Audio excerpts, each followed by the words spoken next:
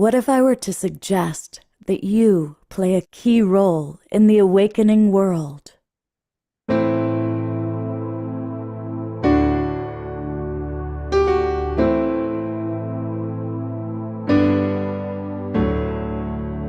that you are watching this because you have heard the call.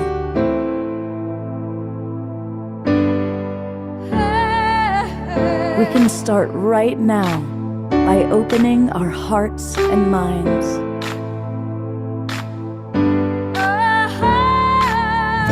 Welcome to the awakening world.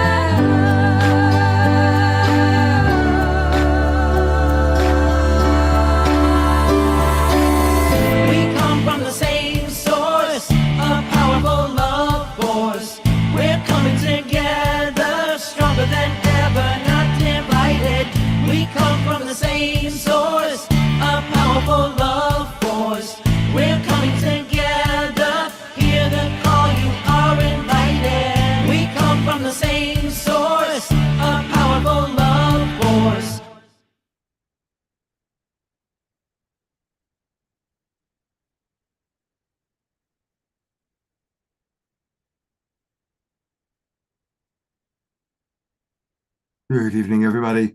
Happy Gratitude Week. I'm Love Coach Scott Katamas, and welcome to the Awakening World Wednesday night. And it's a Wednesday night show, I should say. And we have a really fun and wonderful show tonight. It's a very eclectic show. There's not a specific theme. It's a wonderful hodgepodge of new and old and blue. We'll find blue in there somewhere. So what do we have with us? Well, Fanny and Vegari are back. They have been on an odyssey, and they are here to share with us a little bit about where they've landed, their adventures, and of course, to bless us with a pair of songs. And we have a new friend that we're meeting tonight, and you're going to love her. Her name is Brianna Wonderland, and we're excited about her. And we have an old friend coming back, Larry Michael, who is going to show us wonderful tools and practices to help us with love, life, and all those things. Our beloved Desiree is back. I think we missed her last week. She was elsewhere, but she's back. And of course, so is Diara. And we also going to be hearing from Connie and Andrew. I don't think they've logged on yet, but they are going to share with us a little bit of a history lesson. We're also going to hear from Marley Benedicto.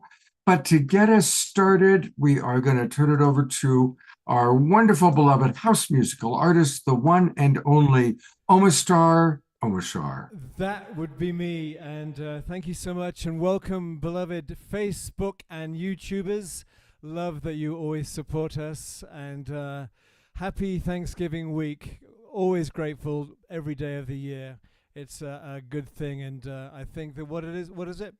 Joy, gratitude, love, the motors of our universe. And so without further ado, we're going to see who is the true ones here. And here we go.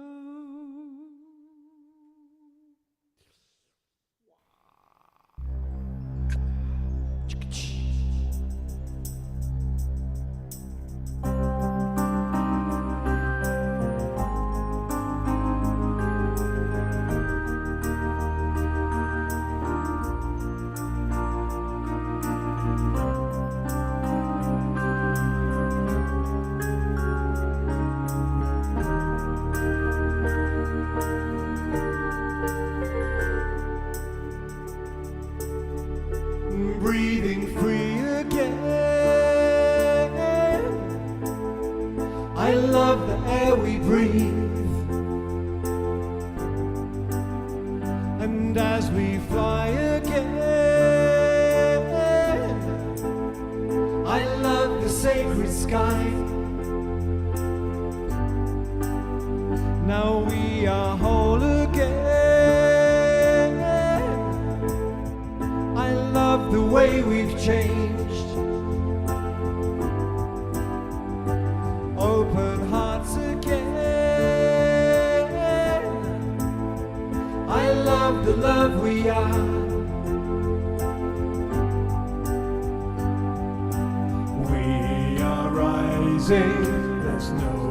disguising the truth of who we are. When our hearts connected again, now we are the stars. And as we walk again, we know the sacred earth. And as we see again, to ourselves we give birth. And as we feel again, our boundaries dissolve. And free to love again, right from the heart of one. We are rising, there's no disguising the truth of who we are. With our hearts connected again, now we are the stars.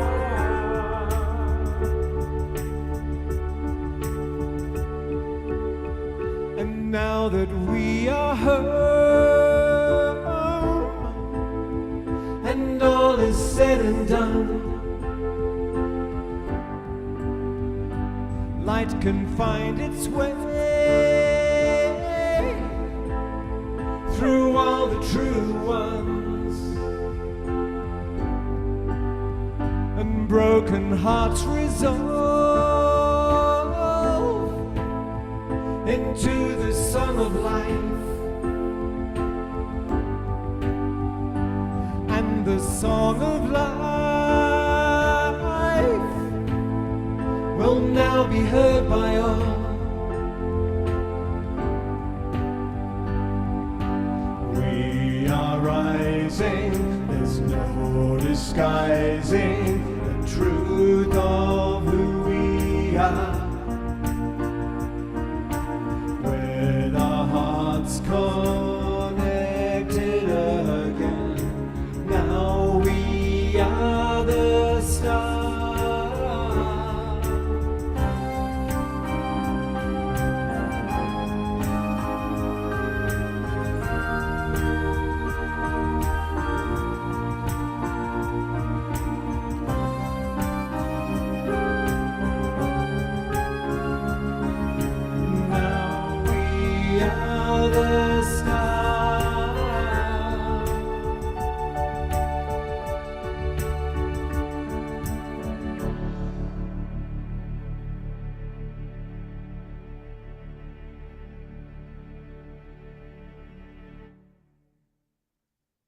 It's twinkle time. Let's send lots of love to both. Oh, Michelle. That beautiful. That was awesome, Desiree. Thank you so much. It actually lifts my spirits, so thank you. Yeah, I thought, that being a slower song, it was a It good was perfect, just yeah. keep the two of you. Perfect, thank you. Yeah. And Omashar will be back with one more song in about the mid show. He's doing the mid show song tonight, because we've got Fanny and Vegari with us as well. But we are going to start off with my dear friend, Larry Michael. And I get to put on my love coach Scott cap a little bit, because Larry is a friend and a colleague that I've worked with in various ways over the years. And for those of you who don't know him, he is the founder of the Institute of Genetic Energetics and the author of Lasting 11 Illuminations and Essential Questions for Co-Creative Evolutionary Partnerships. It's a mouthful. But what that demonstrates is, as long as I've known Larry, he is fascinated. I can even say he geeks out, really wanting to understand relationship, what works, what doesn't work. And he's quite brilliant, as you're about to see. A little bit more about him. For more than 2 decades, he's guided individuals, couples, organizations to understand, now catch this, I'll say it slowly, to understand their genetically coded energetic blueprint, revealing how they communicate, process information, relate to money, engage physically, shape attraction, and embody key personality characteristics. Pretty amazing stuff. He did seminars, retreats, and private sessions all over the world. And he has also created the energetic matrix experience. I think we talked about that the last time he was on the show. It's a powerful immersion where science and human potential meet. So welcome back to the Awakening World, Larry. Wow, that's a lot. It's a lot, Who man. gave you all that information? That's like I so know. much information. I'm My just a brain dude. is expanding. It's good to be back, Scott. We've known each other a long, long time now, and um, I share this a lot when I get a chance to go out and kind of experience teachers. I used to search for every imaginable thing that I could learn from everybody, and then after years and years of doing that, I started to be pretty selective.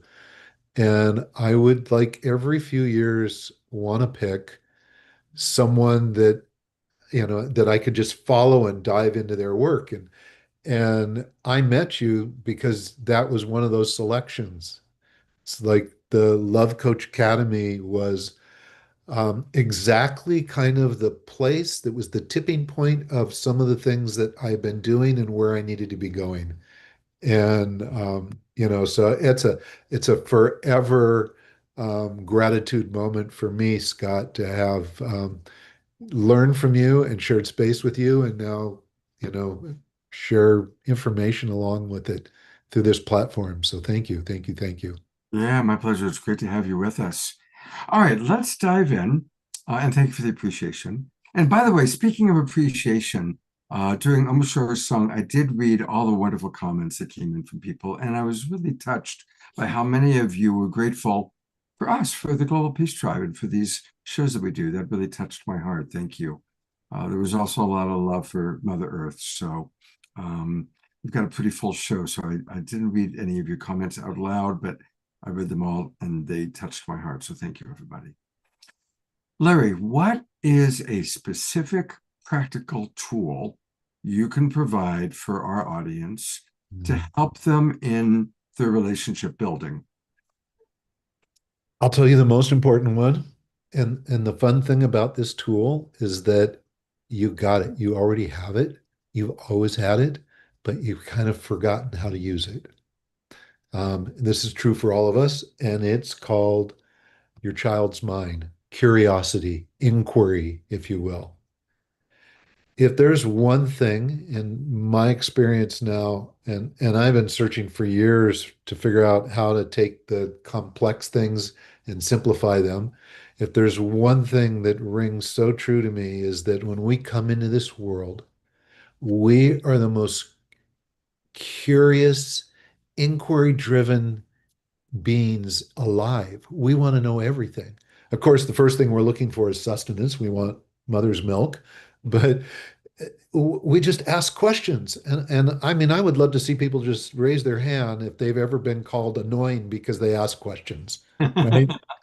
It's like as kids, it's like the first thing that we get, the first real judgment that happens to us is like, why don't you, just listen? Why do you ask so many questions? Why? And the most amazing thing about that time of our life is that we don't know anything about judgment. We're not required to judge or conclude. We're just discovering, and everything is this delightful surprise. So, what's the good news about all that?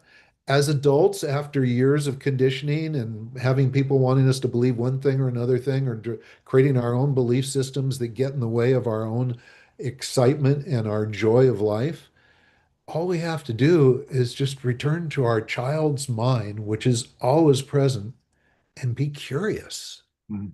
Just curious. If there's anything at all that can get us quicker to the truth and the awareness we need to connect at the deepest levels possible, it's going to be inquiry. Mm. It's going to be asking questions. And here's a key piece. This is important. What a lot of us do, all of us have done at some point or another, is that we start asking questions looking for proof. Like, Mhm. is this going to be a good project? Is this going to be my next mate for the rest of my life? And then we start looking for proof. The reality is, when we look for proof, we'll find it, but it never turns out to be what we thought. So Mhm. here's the discipline. We must stop looking for proof and allow ourselves to be surprised by the truth. Stop looking for proof and wait for the surprise. Look for the surprise. Sometimes when you ask someone a question and they give you a quick answer, we think, oh, well, that's the answer. Why would you that's terrible, or okay, that's great, or whatever it might be. But you stop at that first response, and the first response is never the answer, ever, ever, ever, ever. There's always a deeper why. Mhm. And if we stay curious and go after those deeper whys, you know what happens? What happens is diversity becomes something we embrace instead of something that we use for separation. Labels fall away. The labels contain us, they constrict us, they put us into boxes. But if we're curious, if we're asking questions, then we get to remove the labels and see the person, discover the person, be surprised by the circumstance or the person that's directly in front of you. I, So, I love that. So much of my coaching, I really encourage that exact thing with couples, because what we have to all be careful with is, are we collecting evidence to support what we already believe, right? If we believe we can't trust somebody, we collect evidence that we can't trust them. And I'm paraphrasing the great Einstein, but he said something along the lines of, true intelligence is our ability to change our belief systems. Um, and so it's a good question for everybody to look at. What are you collecting evidence for? Are you collecting evidence that the world is going to hell? Are you collecting evidence that people in your life are not trustworthy or not whatever? Or are you collecting evidence that is more what Marshall would say, life affirming, as opposed to life alienating? yeah, totally, totally true. I think, I'm glad you brought that up, Scott, because I remember as soon as it came out of your mouth, I remembered it from years and years ago. And I'm going, yes, yes, this is it. This is part of the piece, right? It's part of such a critical piece. And so, is this like a secret code or something you have to teach yourself? The fact is, we just need to get out of our way. We need to like not look for evidence, Yeah. allow ourselves to be surprised, and we'll get information that becomes a new truth for us. And it's not a truth like forever truth, it's what's true in this moment.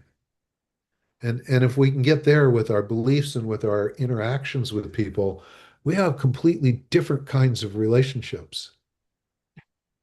We see people whose belief systems and whose cultural upbringings or whatever kind of diverse scenario they're in, we don't see them as an enemy or someone we have to distance ourselves from anymore. When we give ourselves a chance to be really discerning. I'm, So, I want to read some of the comments that have come in just right now on this conversation, Larry, because it's pretty cool. So it kind of started. There's a little bit of a thread. Carol Craig, who's one of our regulars and is a teacher, um, wrote, and let me go back and find it now. It was right here. Oh, where did you go, Carol? So what happens is, then when there's a feed, then okay. She wrote, my job as a science teacher was to get kids to learn how to ask good questions and always to question authority. And several people agreed with that. That was wonderful. And then DR wrote, yes, a poster I used to have in my classroom was, question authority, but raise your hand first. And then Carol added to that, I was going to add that I asked for trouble because the students often questioned me, the authority figure in the room. I learned that I needed to explain everything I did, and it was worth the effort. So very cool. And one other comment I want to read from Dr. Laura. Yes, Dr. Laura, you ask a lot of questions, and that's a good thing.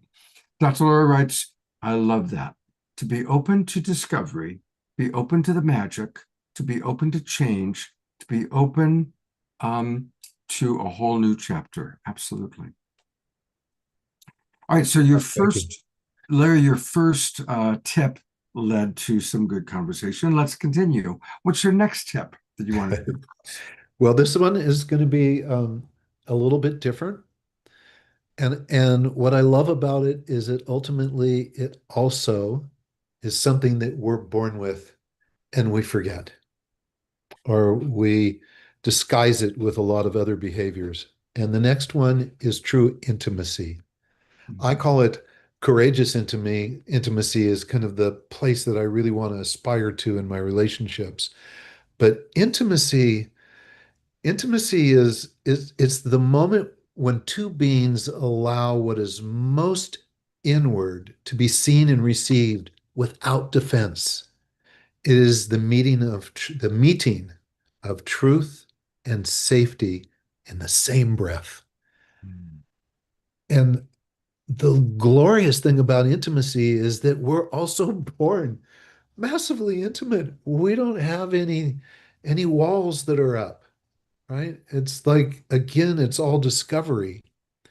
And intimacy is one of those things that over our lifetime gets pushed down, it gets restricted by many, many environments and circumstances. To the point that even science experiments have said there's like 7 levels of intimacy, where the first level is like it's one of those handshakes where you can't even look the person in the eye, right? It's barely acknowledging. And the next level up is you might make eye contact. And the next level up is you might ask a question, but maybe looking for evidence. And then the next level up is asking a question and looking for the surprise. And eventually you get to the point where we just surrender to the possibility that even those things that scare us, like scare the dickens out of us, I don't want to talk about that. I can't share that. You're going to leave me. You're going to hate me. You're not going to like me. When we get to that point and still give ourselves permission to speak our truth, just like we did when we were kids, the huge surprise that comes out of that is that almost 95% of the time, what we thought was going to be a horrendous catastrophe turns out to be an enormous gift. Beautiful. So Beautiful. intimacy is another one. It's this, and how difficult is it? It's more difficult to keep secrets. It's more difficult to put up walls and barriers than it is to just allow ourselves to surrender to experiencing the life in front of us. Something I'd like to talk about since we're talking about intimacy, something I've discovered or work with as a coach is for people who are going to be sharing emotional or romantic intimacy to converse in advance about what their intimacy threshold might be. Because what often happens is, let's say it's people that go deeper into either sexual intimacy or just emotional intimacy. And as it's happening, it feels really good. But for one person, it might be, this is so good, I want more.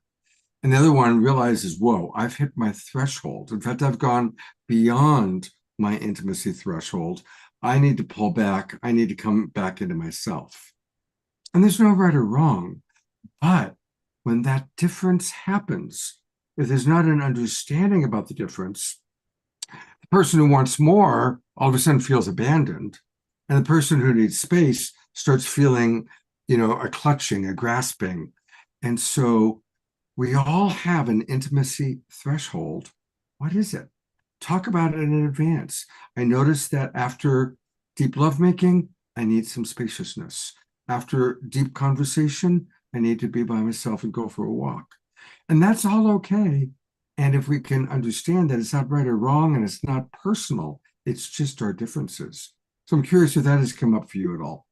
Oh, big time, Scott.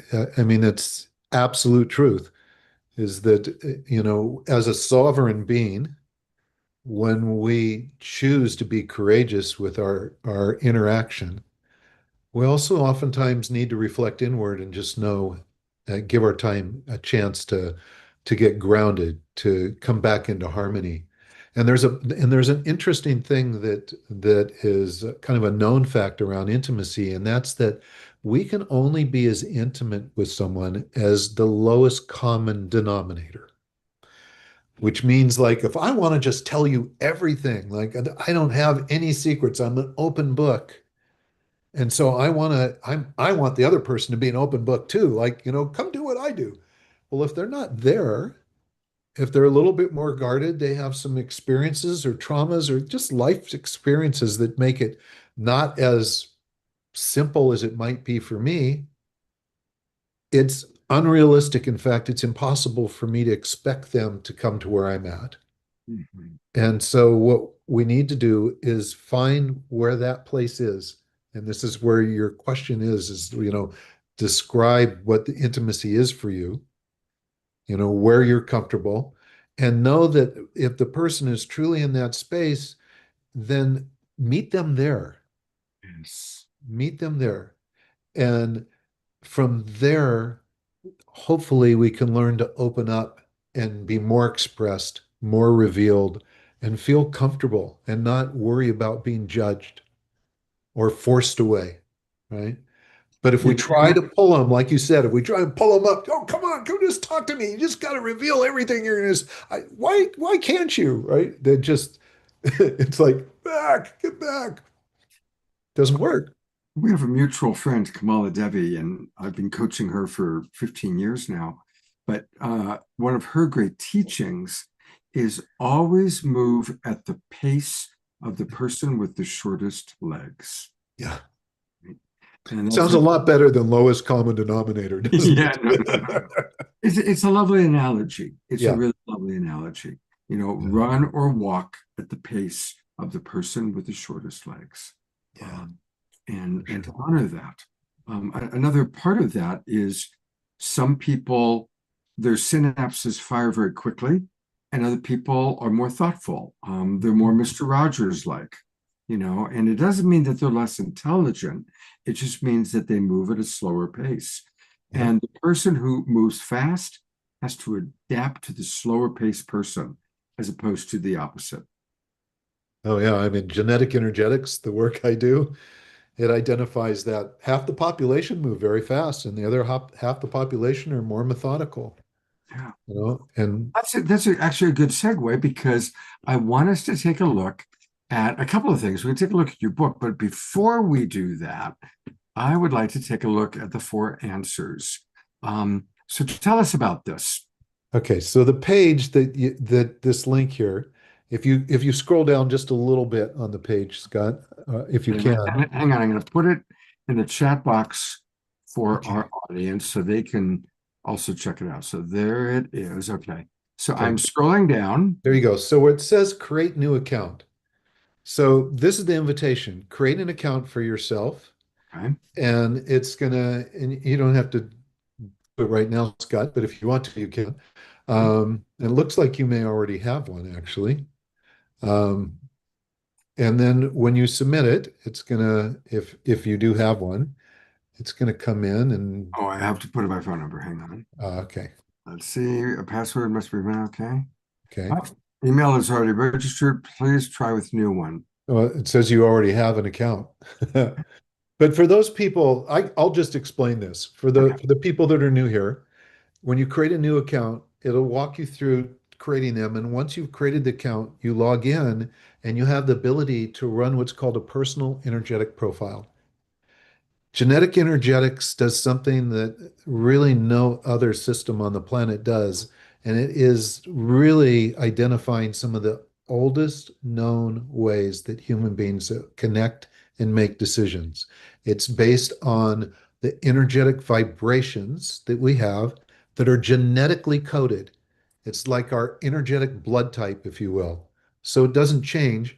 And when you log in here, you're going to get an opportunity for free to get your profile.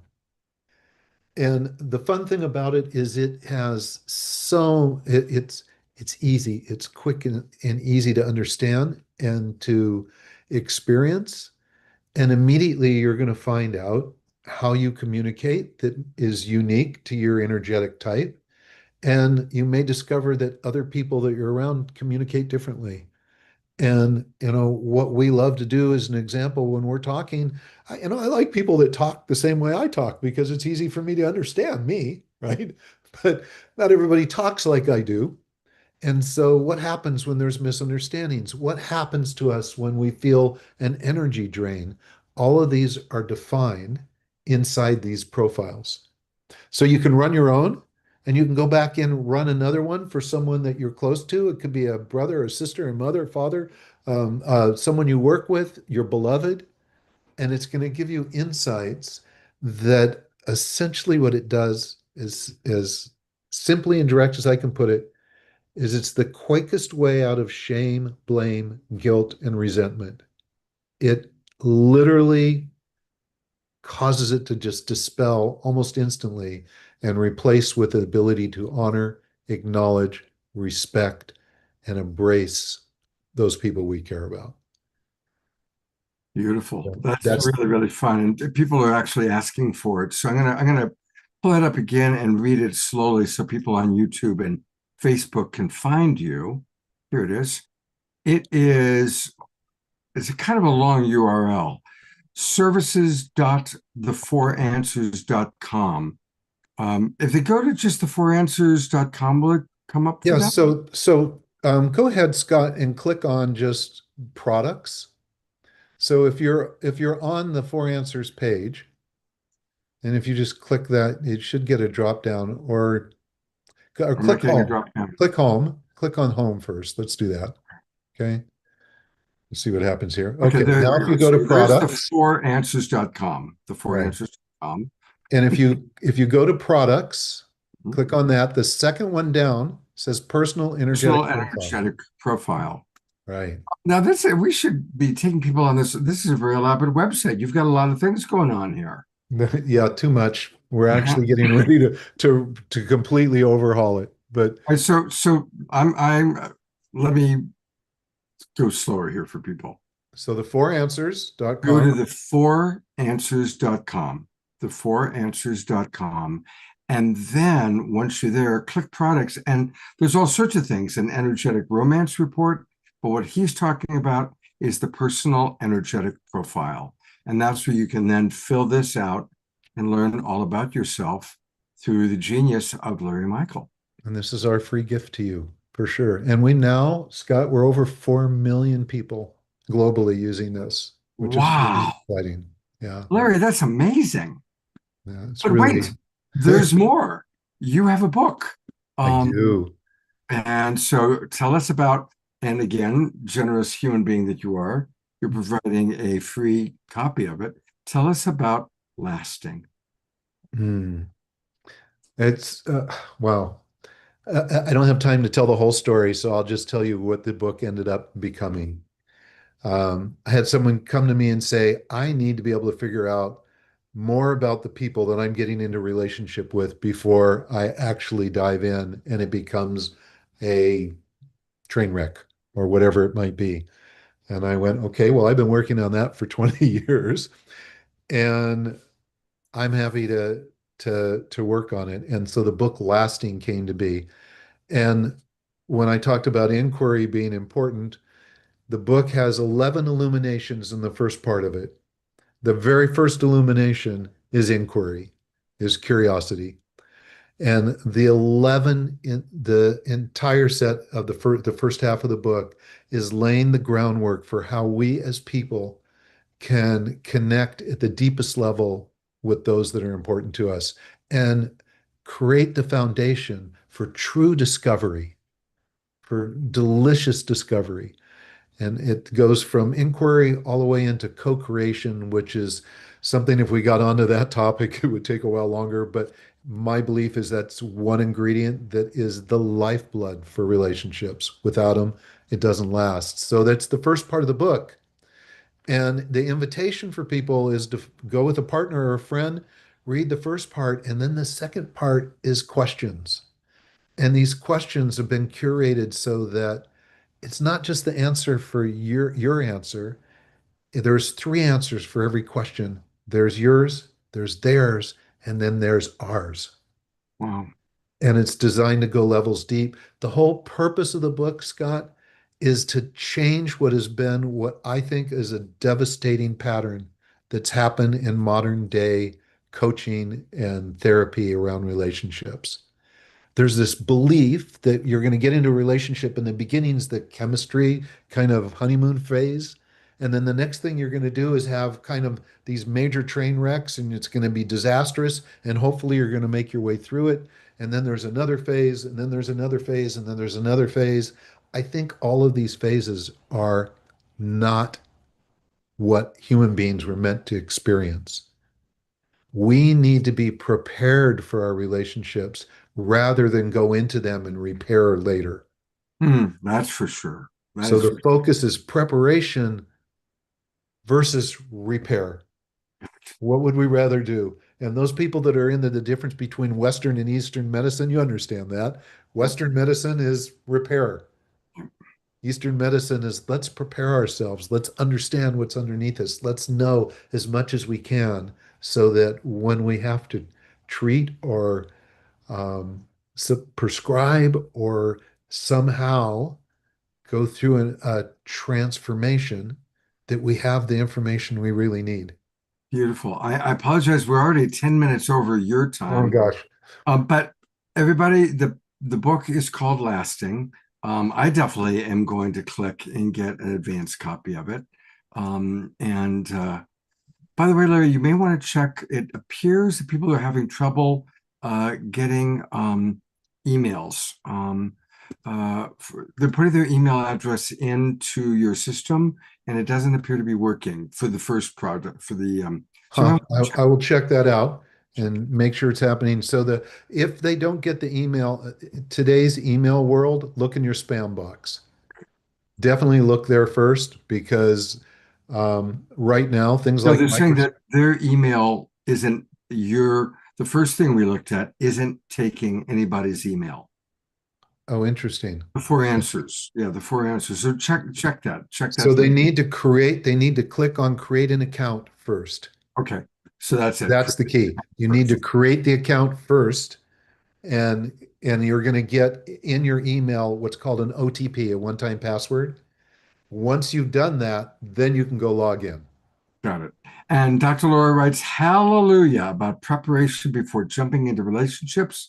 Tiara writes, thank you, Larry. Great information and insights. And you know what? Next time we'll do one word, just you and I for a while, because there's so much, because I love geeking out with you. But I've got a whole bunch of other people I got to get to.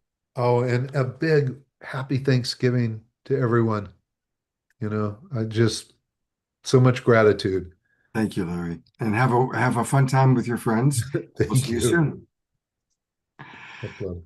All right, it's a rich show. We've got a lot of wonderful people tonight. So we're going to move on, and we are excited because our beloveds are back. We've been doing this show for, gosh, 5.5 years now, and there are certain people that we met way back in the Saturday Night Alive days that have become just so precious to our hearts. And I would say that Fanny and Vegari are among our most beloved people.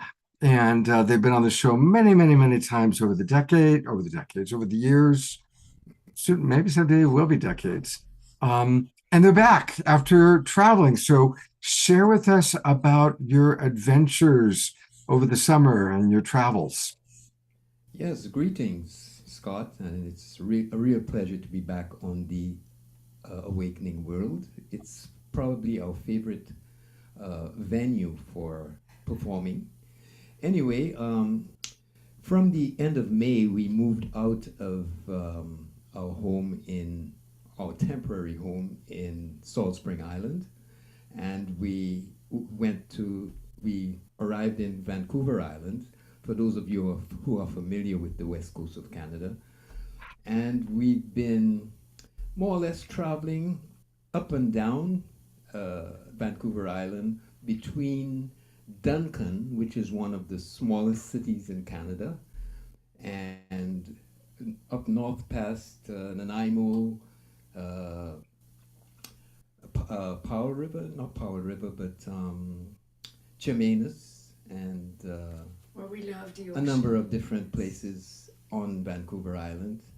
And during the summer, we were fortunate enough to get a lot of opportunities to perform our music around Duncan. Yes. So that was a real boon for us. Yes. In the meantime, we've been looking for a place to live, a permanent place to live, because we've been basically living in our van. So we've been gypsies It's quite a journey. the whole summer and the fall. And right now we are just on the outskirts of Duncan. We were fortunate enough to find a place, a community called Avalon. So we'll be here for at least a few months. And we're so thankful to have a roof over our heads for the Yes. time being. And it's called the Dragon Den. Yes. Wow. Dragon's Den. So where we are living in the Woofer's home, which is very beautiful, and the eagles yesterday was roving up above our heads, and there's water, the ocean. It's actually very beautiful. But as we can see, it's very tiny in here, and we are doing our best.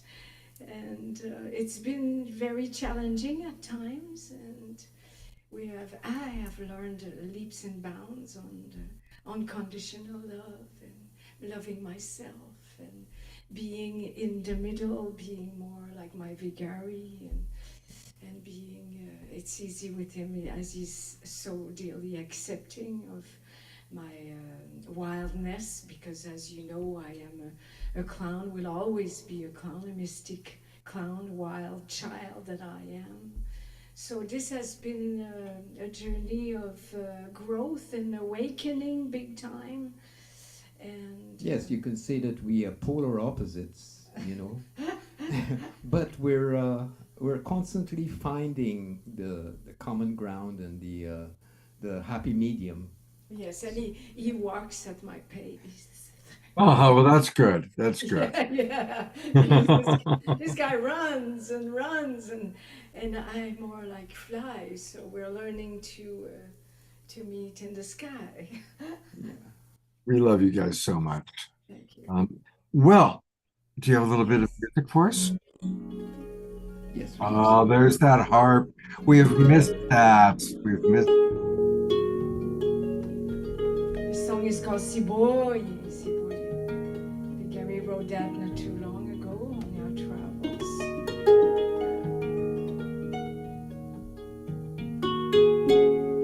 So here we go. Hope you dance, baby. Here we go. Whoops. That was the sound check. Here we go. Checks. Jaye, jaye.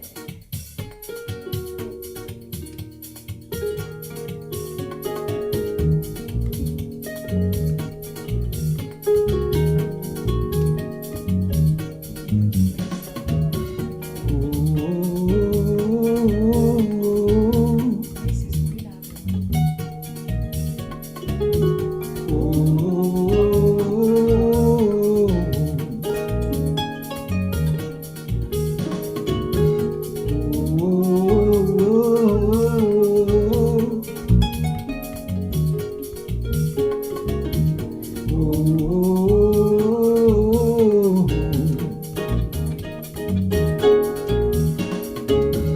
I hear those voices calling.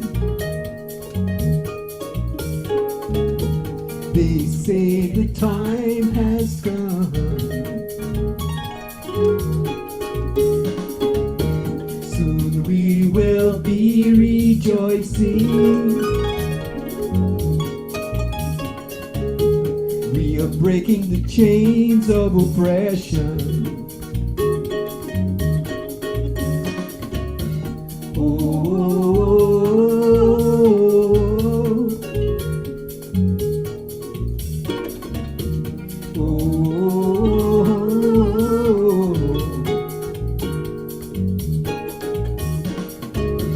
We all want peace and harmony. No, it comes from deep inside. Let the heart and spirit point the way to our brothers and sisters far and wide. Billy, Billy, yeah, Billy, Billy, yeah, Billy, Billy, yeah, Billy. See the light, chase away the darkness, turn around, away from the corruption. Take away the burden from the children, let them be free from exploitation. We the people, we don't need to suffer. Don't you know we have got the power? Will you know what will be returning everywhere? Oh my see, oh my see boy, oh my see, oh my see boy, oh my see, oh my see boy, oh my see, oh my see boy.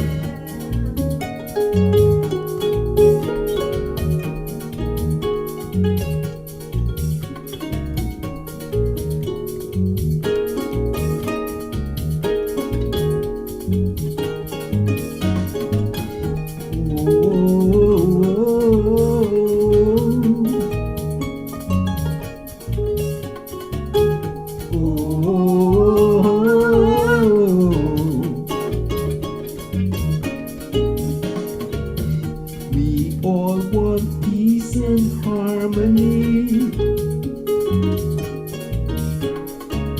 You know it comes from deep inside. Deep inside. Let the heart and spirit point the way. Join with our brothers and sisters far and wide. Billy, Billy, yeah, Billy, Billy, yeah, Billy, Billy, yeah, Billy. We the people, we don't need to suffer. Let them know we have got the power. See the world turn into abundance for everyone, everywhere.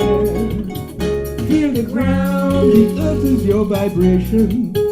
Sing your song, give us your expression. Heal your mind, let the world around you reflect your love.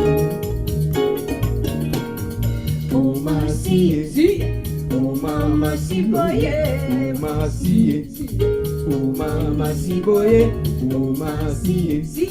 Oh mama see boy, oh my see, oh mama see boy, Oh my see, oh see boy, oh my see, oh mama see boy, oh my see, oh my see, oh mama see boy, mama see boy, see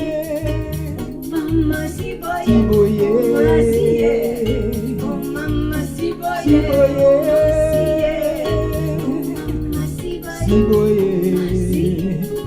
oh mama see boy, Gratitude, oh mama see boy, gratitude, see boy, gratitude, gratitude, gratitude, gratitude. oh my see, Be thankful for what you got. oh my see. Are you thankful? I'm so thankful. Are you thankful? I'm so thankful. Oh mama see oh mama see gratitude, gratitude, gratitude, gratitude, gratitude.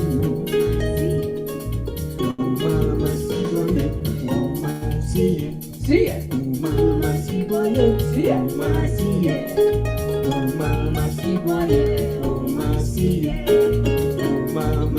voyez, ou m'assieds, ou maman si voyez. Et voilà. Mm. Wow. Let's go to gallery view and I'll give some lots of twinkles and that gratitude that you kept saying over and over, Vegari, how perfect for what we're entering tomorrow. I love you very much. Yes, and Welcome happy back. Thanksgiving to all of you. Much Thank you. gratitude. And they are going to close out the show. So we're going to get Fanny and Vegari one more time tonight. So thank you. Love you guys so very much. Oh, I need to show people some things. I got so excited, I almost forgot. If you want to reach them, their website is starchild.ca, starchild.ca, and that's where their phone number is right there, and you can learn all about them. You can find out their albums and all those good things. And if you do want to buy their music, we always encourage people to go to Bandcamp.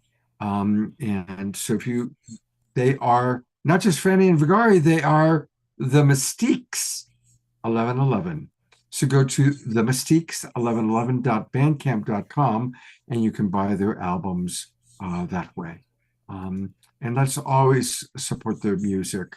It's so important for us to support our musical artists that we love. And I bought the Awaken album and it's very, very good. I mean, of course I would buy an Awaken album because this is the awakening world. Yes. Love you guys, and we'll see you in a little while. Much love. Well, we have a special guest. You've seen her on the show before, and she's got something really cool to share with us. And I am talking about Marley Benedicto coming to us. Now, are you in Ashland or in Hawaii today? My soul is in Hawaii, but I'm actually in Alachua, northern Florida. Are you in? You get around. You definitely get around. You know, Never- it's the holidays. There's family out here. I'm with my beloved's family, so got some baby spit up on my shoulder, you know. Well, I'm glad you're there for that. What part of Florida? It's Alachua, just outside of Gainesville, and there's the largest Hare Krishna temple and community is here. Michael Singer, the author of the Surrender Experiment, his community is here. There's so many diverse spiritual communities, and then everything else outside of the spiritual communities. I can't remember the last time I was somewhere with this much diversity. It's inspiring, you know, and I love Michael expanding. Singer. He's been on the show. Michael's been on the show, and he's wonderful. Yeah, he's Oh, I've had the opportunity twice now in 1 week to listen to him at the Temple of the Universe. We'll be there tomorrow for Thanksgiving, so feeling really lucky. okay. Now you've got something really special to share. Mhm. So let's go right into it. Tell us about it. Yeah, okay. So, hi everybody. So happy to be here. I love this community and wow, that music. Thank you so much. I'm really excited because I am in the third trimester of a 12-month school through the Vita Academy. The Veda Academy is a Tantra lineage of love, sex, and relationship coaching. And I'm doing a special major in relationship transformation and Tantra sexuality. This is complementing my 8 years as a practitioner, as a women's empowerment coach, and an EFT and Reiki facilitator with a specialization in voice activation. And right now, in the third trimester, we've already done so many sessions with our peers, but now we get to open up our practice and we need to find people to demo these sessions with. And so, what I'd love to do is just open up the offer to this community. If anybody's interested, curious, resistant, whatever it is, to receive support in the field of empowerment, your love life, your intimacy, or just fulfilling connections with your family and your community, or have an incredible sex life, whatever it is that you want to go with this, I'm offering 3 free sessions as part of the accreditation to get my hours for graduation. Um, and I just thought of you all right away. So many of the intakes that I've had with clients already are they're just really they don't want to wait 1 second longer to have connective relationships with people, to really feel that high level of joy and vitality, and to feel like they're really being seen for who they are.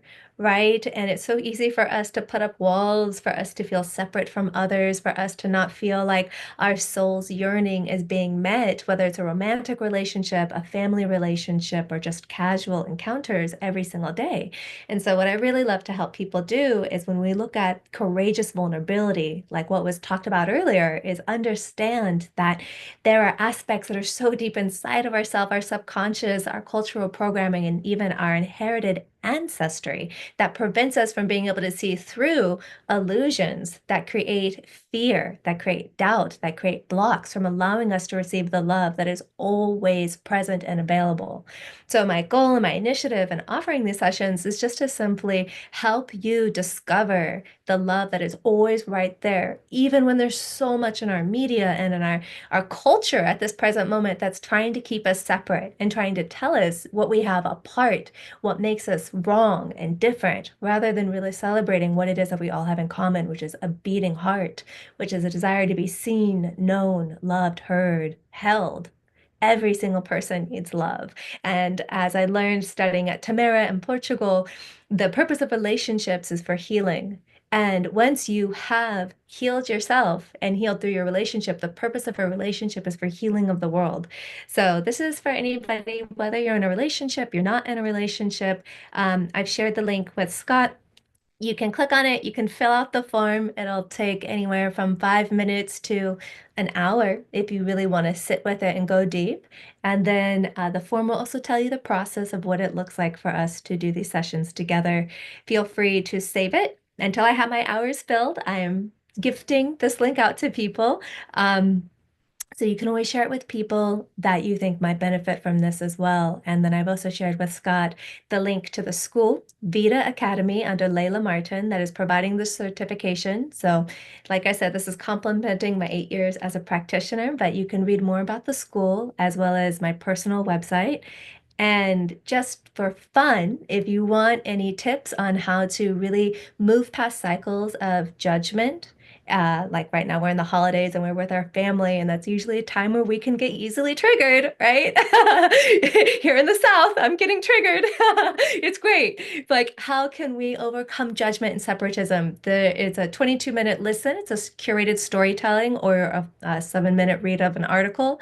And at the bottom of that, you're going to actually be able to see step-by-step ways to overcome the illusion that's usually trauma stored in the body, inherited or direct, that's making us think that we're somehow being threatened, and how to reconnect to your truth as source to become present as an emanation of love again, no matter what the experience is happening around you. So yeah, just I love being here with you all, and that music was amazing. The subject was great. Scott, thank you for letting me bring this here. Absolutely. Two things, Marley. Uh-huh. When people click, I tried clicking on the Google Doc, and Uh-huh. it doesn't take people. It just says you have to request access. So Oh, that's such a bummer. You know what? Let me update it right now. Maybe that's what's going on here. see if you can do that. Mm-hmm. And while you're doing that, I'm going to take people to your website so people can learn a little bit more about you. The website Okay, great. name, Marley Benedicto. That's Marly, Marly, Benedicto, Benedicto.com. And that's where you can learn more about her. And obviously, she's offering a really beautiful thing for people. I mean, to be able to receive free coaching from Marley is no small thing. So I do encourage, once she gets it working, for you guys to click. Now, I've put into the chat box for our Zoom roomers.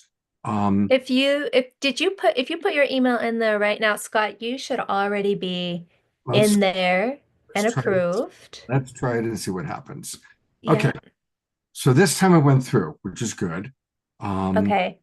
and Um, I do think I am going to accept each response privately, so I don't want to fully take off that guard right now, but If you guys do it right now, I will approve it if you want to put your email in right now to that. And Scott, you have access if you want to open it and share it with the group. Okay. Yeah. Well, do you see, you talking about this here, right? There we go. Yeah, that's what the form looks like once you've been approved into the form. Okay, great, great. And so you guys, this is a wonderful opportunity to receive coaching from this brilliant, amazing woman. I've also put into the chat box all of her different links, her Substack, her website, and the school Vita Coaching Method. And Marley, thank you so much for this full offer. It's really, really generous of you. Thank you. You're so welcome. It's absolutely my pleasure. Thank you, Scott. Absolutely. And I will see you on December 4th at the Synergy Group Evolutionary Leaders Conference. I look forward to it. Thank you. Tonight's quite a full show. We've got a lot of amazing people. And we're about to meet a brand new friend. I just met her for the first time tonight, but she comes highly recommended. And so, everybody, this is Brianna Wonderland. What a wonderful name. Hello. So good to be here with you, Scott, and everyone here. It's so beautiful to. Oh, Brianna, great to have you with us. And I'm going to tell people a little bit about you. She is a clairvoyant reader, energy healer, and teacher, a sacred embodiment mentor. Sounds like you and Marley would have a lot to share. You both are, I think, doing similar work. Brianna has an MA in process work. That's a modality for therapy and group facilitation. She is a devotee of the Divine Mother, which is clear just looking at you. You've got that beautiful Divine Mother vibe. And given the sacred name Gayatri, Mother of Creation, from her spiritual teacher. She's a soul part of an ancestral wisdom tradition dedicated to the great goddess in the ancient Egyptian tradition known as Kemetic. And she's been dedicated to the goddess sites for more than a decade. She is a certified Sophia Circle leader, leading ceremonial circles with divine feminine ascended masters. She's a reverend, a clairvoyant healer, and on and on and on. There's a lot of extraordinary things. I'm going to put more about her into the chat box. But welcome, Brianna, to the Awakening World. This is a perfect forum for you and your gifts. Thank you. It's so beautiful to be here. And it's so wonderful to be surrounded by all this intimacy we're talking about. And, you know, the message that I was really getting today when I was tuning in, I work with, you know, many beings, obviously, and do clairvoyant readings and all this fun work. And, but the Neteru of ancient Egypt is one reason I'm here tonight. And I've been in that tradition, learning and just absorbing for around 17 years. Since I was 22 years old, I wasn't really looking for that. It just arose in my life. And so I work with Isis or Aset and Sekhmet and Ma'at and many of the different, what we call Neteru, which we translate as forces of nature, which are also divine forces of the goddess, and all coming back to the one goddess, which my lineage is really focused about, is focusing on that one divine mother aspect. That is the birther of all creation, through which all of us entered through that womb portal into the world. And that, like all the emanations and all of us, are this beautiful reflection of that divine grace just emanating through creation into the world. And so it's so beautiful to be working with them. And when I was sitting down for meditating about this talk tonight, that version of intimacy really came up for me, and about it being intimate with yourself, you know, and that Isis, this goddess of wholeness and healing, for me, she's someone who brings all the pieces together, who wraps her angelic wings around us and just creates this container of love, so that every maybe abandoned piece of us comes back home, comes back into ourselves, into that wholeness. And once we're in that wholeness, right, we can have intimacy with ourselves and others in this really beautiful way of knowing ourselves very deeply and having wholeness. And for me, a lot of the world and what's going on in the world has to do with bringing ourselves home to divine and to the wholeness that we truly are, and coming into that sovereignty as who we are. And as a part of that journey and in that mission to celebrate Divine Mother, bring all these pieces home, I'm curating and facilitating a beautiful soul pilgrimage to Egypt next year, next March, over the spring equinox. And I'm inviting everyone who feels that heart call to Egypt and feels that beautiful spark to celebrate Divine Mother and to be in the magic and alchemy of those ancient lands, and to awaken that soul remembrance, to awaken the world, just like you're doing, Scott, and everyone here. And so I'm just so excited to invite people on that at motheregypt.com, and we'll go over that as well. We'll take a look at the website for Egypt in a little bit, but I'm wondering if you could give people a little homeopathic dose of your medicine. I don't know if it's something that you do, but being a clairvoyant reader, energy healer, would it be appropriate for us to ask for a volunteer from our audience and have you do a little reading, a little something for them? Do you do that? Yeah, we can do that. All right. So if you're interested in just having an experience with Brianna right now, raise your hand. If you go to, like I just did that, if you go onto your computer and raise your hand, and we'll pick somebody to work with Brianna. And by the way, I did not ask her in advance that we were going to do this. So this is a very spontaneous kind of thing. So who would like to get a little bit of a quick mini clairvoyant reading from Brianna tonight? Who feels called? Normally people are eager. Diara, okay, wonderful. There she is. So this is Diara. She's one of Hi, our Diara. most beloveds. Nice to meet you. Thank you. You too. Wonderful. So I'm going to do this a little bit differently than I normally do in clairvoyant readings. Obviously, we use clairvoyance or the third chakra to get visuals about people. And I'm really going to tune into the heart right now and use that heart-centered awareness, and also tune into Isis, because we're talking about those divine feminine beings. And I just want to wrap you in a hug right now as part of this medicine. Just wrap those beautiful wings, and maybe you want to visualize with me that heart of the goddess and those beautiful wings just wrapping around you. Oh my gosh, and I can see your sweet angel wings just coming out. You're like, oh, they're here. Oh, it's so sweet. And they're a little bit like baby angel wings. Of course, Isis is full blown, those beautiful wings. But yeah, just take that in a little bit. Yeah. Ooh, I love it. How are you feeling? Excited. Yeah. Fulfilled. Fulfilled. And is there anything you might need this evening? We could go with questions, or we could go with something you feel like you need in your energy space as well. Oh, wow. I'm just really tapped into the field with you. It's like I'm not even seeing with my physical eyes. I'm like seeing you from here, and open to like something beyond myself, to be the one asking for the good of the whole as well. I love that. What an angelic answer. Yeah, well, let's go there just a little bit more. We're kind of opening those psychic abilities in the moment and your angel wings. And I'm sure you have familiarity with this to feel safe enough to go there in that moment.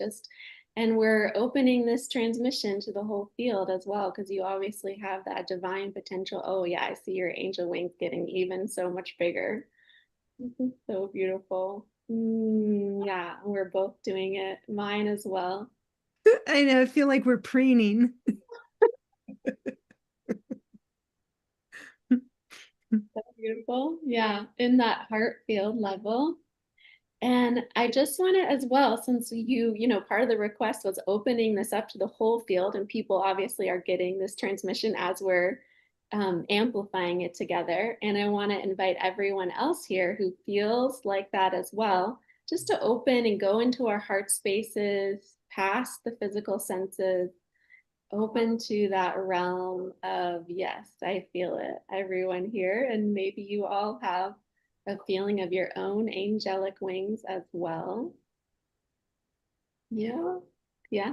And we'll just as well invite a healing for everyone here, a healing for every person present, even if you're watching the recording, opening to that healing for the heart, the healing for the whole, and really that Isis healing that I said before about gathering all the pieces together of the human soul and bringing us into that unified whole.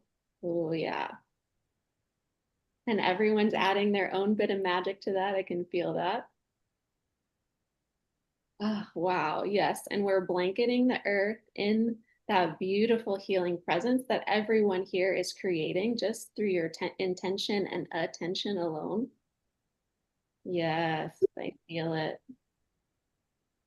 Yeah, and it's getting poured onto all those people that need it the most, all those people that are needing that homeopathic dose of the heart, needing that soothing love and light,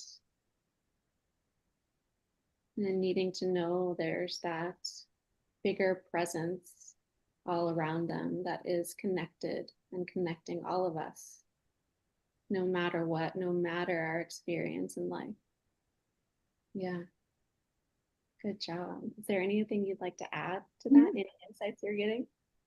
I feel like we're as if we were petting a cat or a beloved animal, that this is so soothing. And when you spoke earlier about pieces of the soul coming back, this is a very obviously angelic soul retrieval. And I appreciate that. There's so many little microaggressions or micro splinters that happen that Yeah. chip away, and I feel like just this beautiful, glittery, almost like icy return of the sparkles of the soul. I love that. Yeah. So just inviting everybody here and everybody who's watching to take a deep breath in, gathering all those pieces of yourself back into this present moment, to the core of you, dropping in, really grounding with the earth, connecting with Mama Gaia. That's an important part of this too, bringing all of us home into the present moment, into our physical incarnation, feeling the boundaries of your skin. Yeah. Wow. And I just want to congratulate everyone for making such an amazing healing field. Good job. How wonderful. What your beautiful energy, Brianna. And Diara, thank you for jumping in and participating. And we'll see a little bit more of Diara for our prayer time at the end of the show, towards the end of the show, not at the very end. And now we get to go to Egypt. And this is very exciting. By the way, curious, do you by any chance know Donnie and Heather and Black Swan Temple? Have you come across them, Brianna? Not yet. Okay, well, they're dear friends, long-term friends, and they also do similar. They do trips to Egypt a couple times a year. But let's learn all about Brianna's upcoming trip during the spring equinox. What a powerful time that would be there. March 14th to the 22nd, of course, 2026. And I'm going to just kind of slowly scan through. How many trips to Egypt have you led, Brianna? This is actually my premiere time. Oh, wow. Well, that's going to be special. All right. It's gonna be very special. Yeah. Beautiful.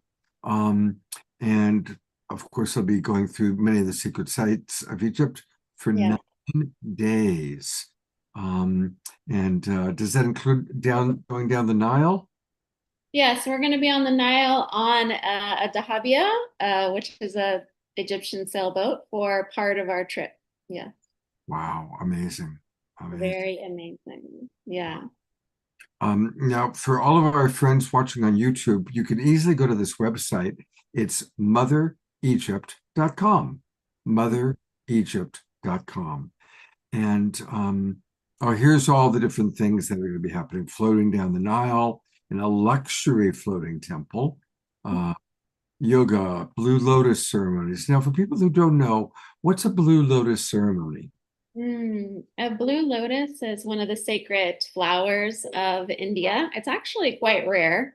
And the first place we're staying, the woman is cultivating blue lotus. And it's really, in the Buddhist tradition, we're often familiar of the lotus like blooming out of the mud and rising towards the sun. So there's a similar in Egypt, but it's a lot about the rebirth process. And doing the blue lotus ceremony, it's like wildly, mildly, has a mild dreaminess, a mild euphoria. It cultivates that sacred relationship with the plant, which I feel also helps us with our sensuality, get embodied with our sensuality, and connect us with that rebirthing into our divine soul. Beautiful. All right. Here's a sample itinerary. And so again, you can learn all about it, motheregypt.com. Brianna, several of our people have put notes in the chat box, so definitely take a look. Some recommendations and connections taking place, because that's what we do here. We all interconnect, and it's wonderful to meet you. Your energy is totally infectious. Mm-hmm. The whole point of this show is to inspire, and it's always inspirational to meet people like you and Marley, that I call the next generation of wisdom keepers and leaders for an awakening world. So thank you. Thank you. Yeah. And if I could say one more last thing is just, if anyone from this show messages me, and you can see my email on the motheregypt.com website, you can email me, Brianna at divinepresence.one. You can have $1,000 off to the trip. Wow. It's a very special offer. So email me for $1,000 off to have a chat with me personally about coming on the trip. All right. And you may want to put your email address into the chat box just to make it easy for people. And thank you, Brianna. And I hope you'll come back and be on the show again. Love that. Thank you, Scott. All right. Take care. Okay. Well, a couple of announcements. So we've got a couple of Global Peace Web announcements. Today I learned from Cornflower that he has a bit of a family emergency. And so we were going to do this event on Sunday with Cornflower and Swami Beyondananda, and we're going to have to postpone it. So for those who already registered, you have a choice. We can refund your money right away. Or I talked to Swami and to Cornflower about the possibility of doing a moving this to a New Year's kind of kicking off the new year. And so you will see, I've just put into the chat, into the chat box, or into, you should all be able to see an untitled poll. I should have titled it. And the question is, if you would be interested, to what degree would you be interested in attending Cornflower, dance, Swami Beyondananda, wisdom, Scott doing some inspirational stuff on either Friday, January 2nd, or Sunday, January 4th, all right? Friday, January 2nd, or Sunday, January 4th. And this is the way it works, and there's a QR code that I'm going to pull up for you. If you pull out your cameras, get your cell phones, we'll take a couple minutes to work with this, this little poll. So if you get your phone out and you go to the QR code and you click it, that can take you, and this is good for especially those of you that are on Facebook and YouTube, use the QR code and you can answer the questions that way as well. And I set it up so that you can just write your answer. And I appreciate that already 9 of you have already responded. So thank you very, very much. I'm just going to take another minute or two Again, to what degree would you be interested in having a special New Year's Awakening World program, music with Cornflower, wit and wisdom with Swami, and some inspirational experiences with myself? And then based on your responses, I will then make a decision. For those of you who have already purchased a ticket, once we know if we are going to do it, you'll have a choice of either automatically having that ticket, or I'm happy to refund your money. Sorry about this little change, but we are all family, and we manage these things together. And I see more responses are coming in, so I'm really grateful for that. Thank you, everybody. And Cornflower and Swami both send lots of love and appreciation to everybody. So I'm going to leave the QR code up for 30 more seconds. So again, everybody watching on Facebook. There is no QR code. Oh, you're not seeing it? No. Oh, well, thank you for letting me know that. I was seeing it. There, you see it now? So when I was looking at the whole time, so I'm going to take an extra minute now then. And thank you for everybody that's filling out the poll. Thank you. And again, those of you on Facebook, YouTube, or watching the recording. I know a lot of our Global Peace Tribe subscribers watch the recordings. So you can still go ahead and fill this out so that I can get the information as to what people want. I'm going to wait another minute. God, do you know what time perhaps on either of those days?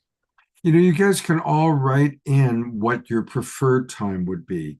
When we thought we were going to do it this Sunday, we were going with 4 o'clock in the afternoon. So Friday, January 2nd, of course, is the day after.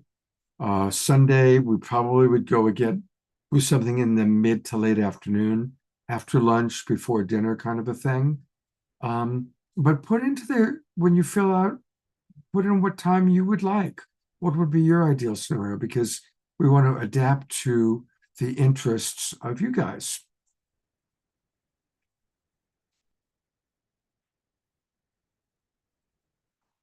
Okay. I'm going to leave the poll up so people can continue to fill it out as we continue on with the show. But we have a lot more. I'm going to lead a brief gratitude prayer, and then Omashar is going to play some music.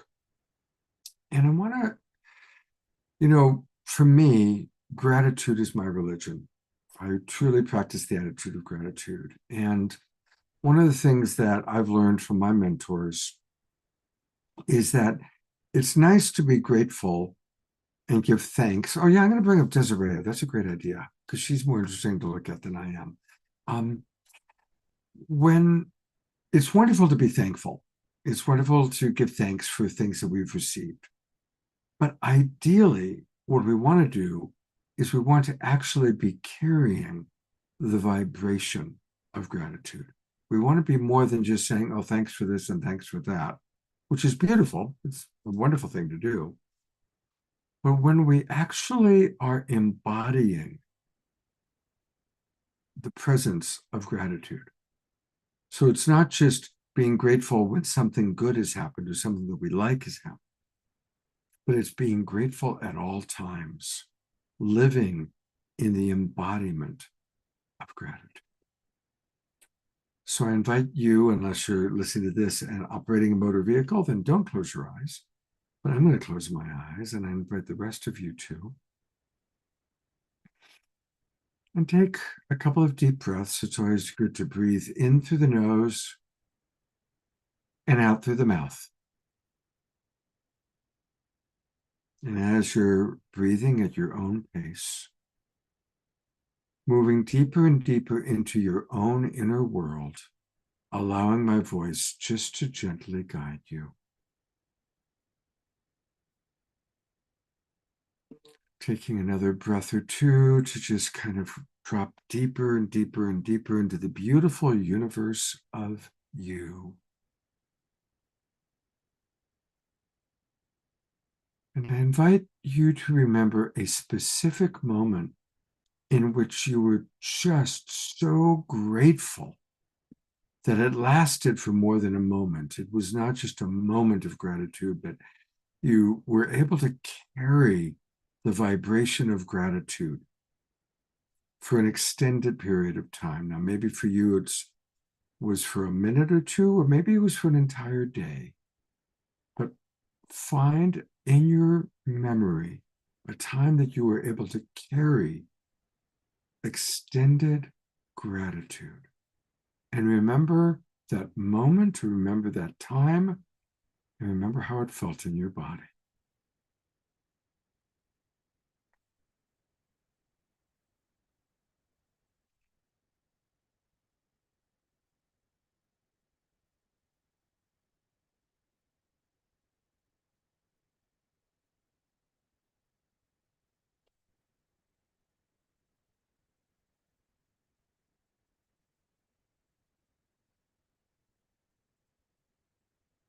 For those of you that have found that moment, really expand it. Expand that awareness, that remembrance. And for any of you that are still looking for it, that's totally okay. We're all operating at our own pace, appreciating whoever has the shortest legs. No rush.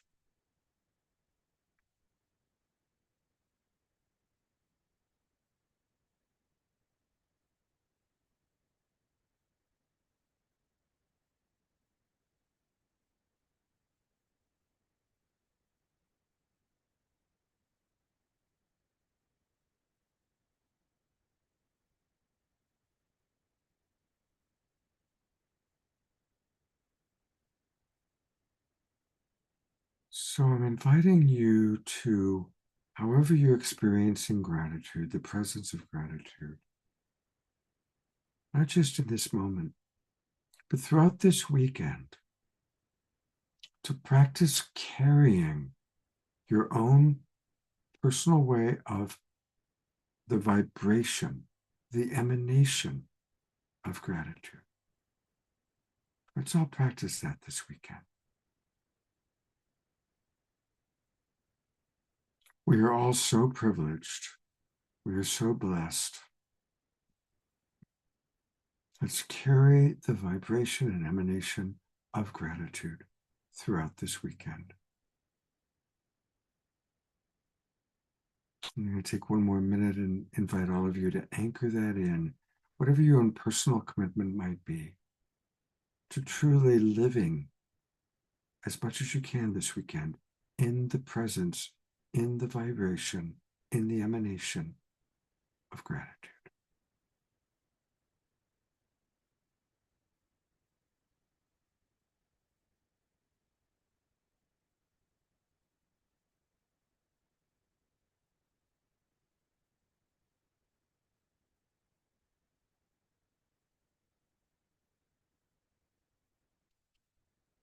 And when you're ready, opening our eyes, coming back into the room, and carrying that vibration. And the most beautiful way to carry it on is through our Om Shar music.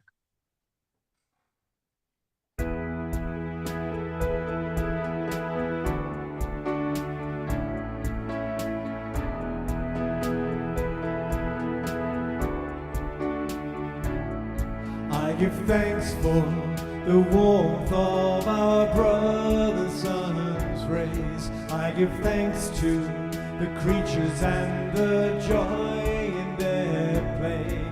I give thanks for this moment upon this sweet earth. I give thanks to the love that called me into birth.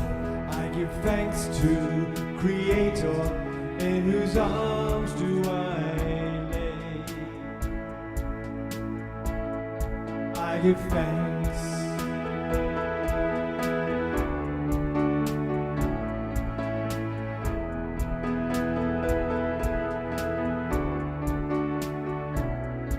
I give thanks for this land on whose shores I abide.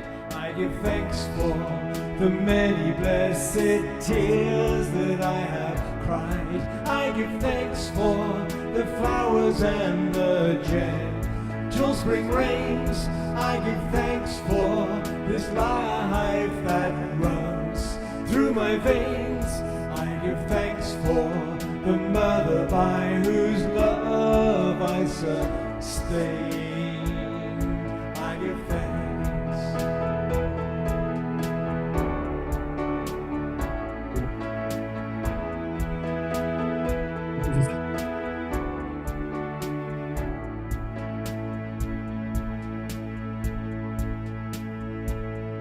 I give thanks for the dawning of the radiant light. I give thanks for the stars that illumine the night.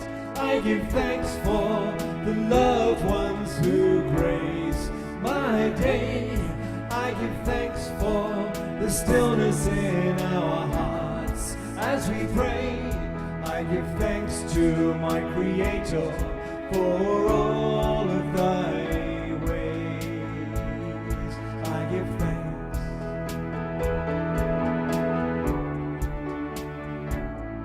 I give thanks.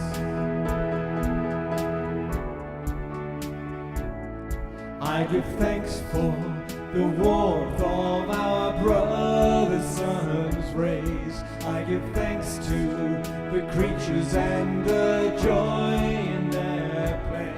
I give thanks for this moment upon this sweet earth.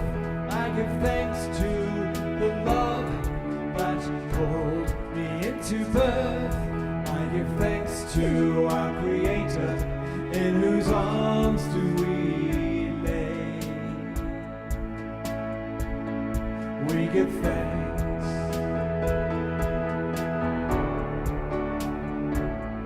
We give thanks.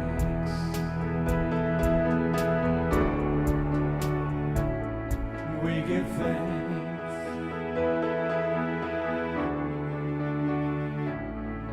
We give thanks.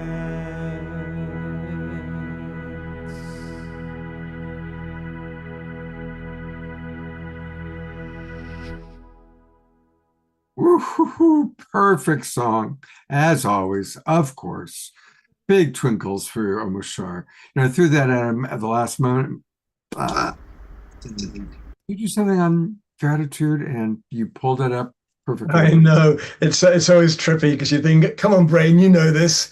Well, it's actually the body knows it because I've played it many times. It's the mind that gets in the way. It says, maybe you don't know it. Perfect.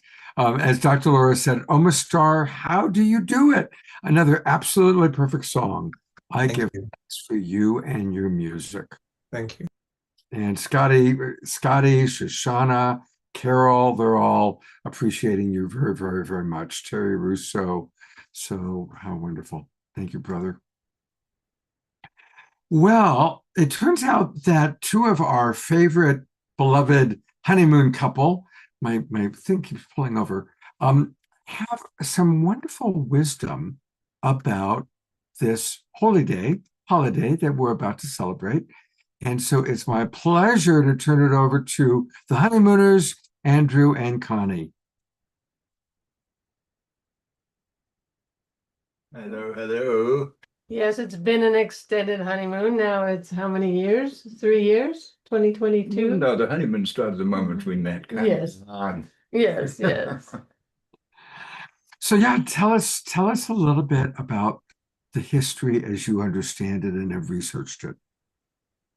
All right, and I would like to start with a brief little personal thing because I arrived in this country on Thanksgiving of 1969, which is 56 years ago. Right now, I was landing in Florida on a flight from Barbados. I had just sailed a really beautiful racing sailboat across the Atlantic to Grenada and then to Barbados and then to Grenada.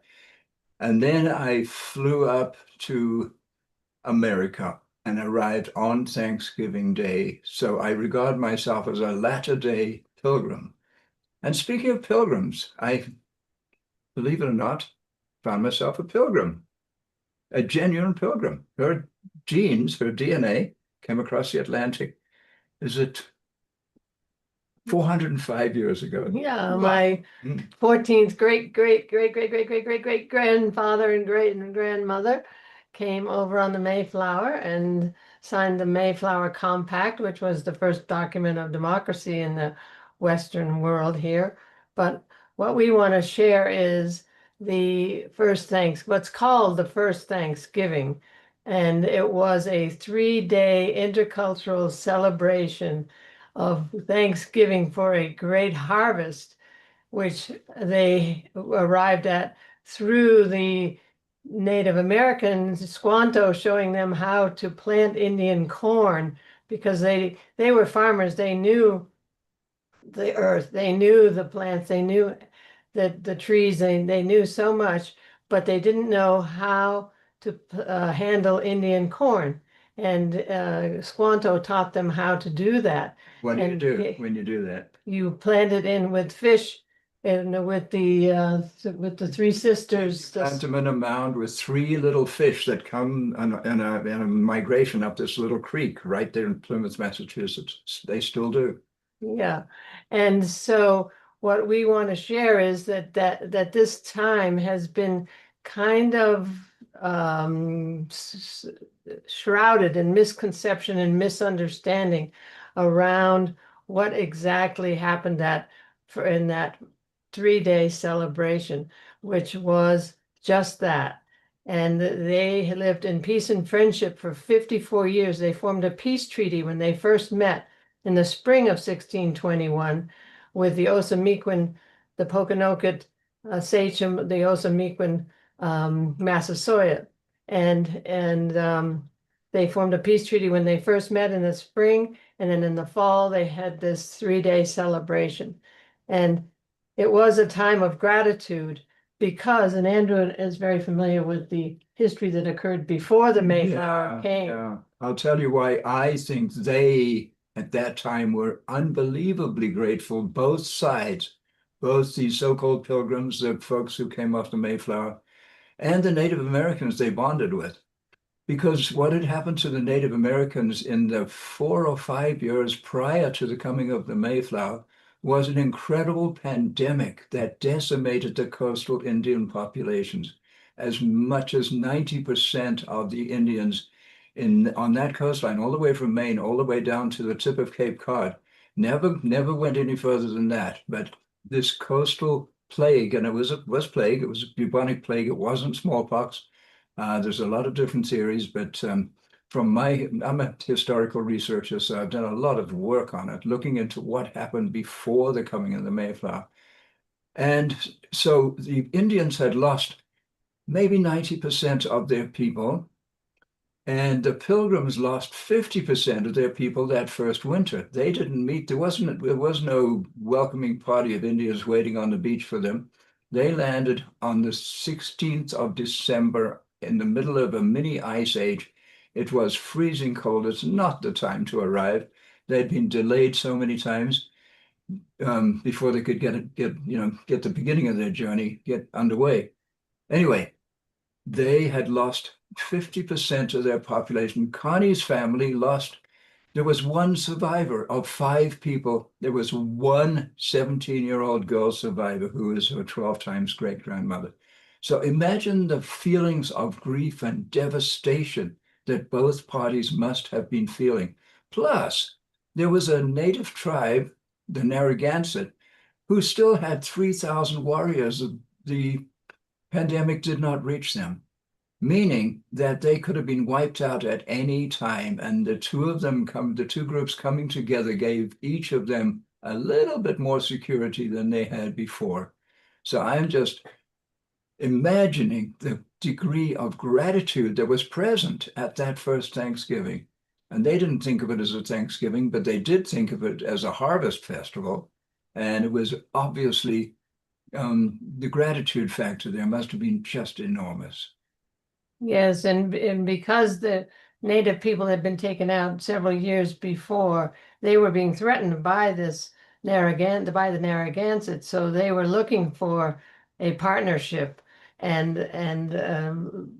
felt that the Pilgrims would be it would be a good idea to come into friendship with the Pilgrims. So they formed that peace treaty that lasted 54 years of peace and friendship there in Plymouth, which was ended with the King Philip's War. The son of the Massasoit was called King Philip. His English name is Philip, yeah. And it's called King Philip's War because there was all this pressure from the Puritans came 10 years later in 1630 and founded the Massachusetts Bay Colony, and all the Connecticut and everything, the pressure on the land, and not everyone was of the frequency. See, we look at it as a frequency thing, that the Massasoit and the Pilgrim leaders were at a certain frequency and they saw each other's humanity, and there was a spiritual alignment between them because the Pilgrims were seeking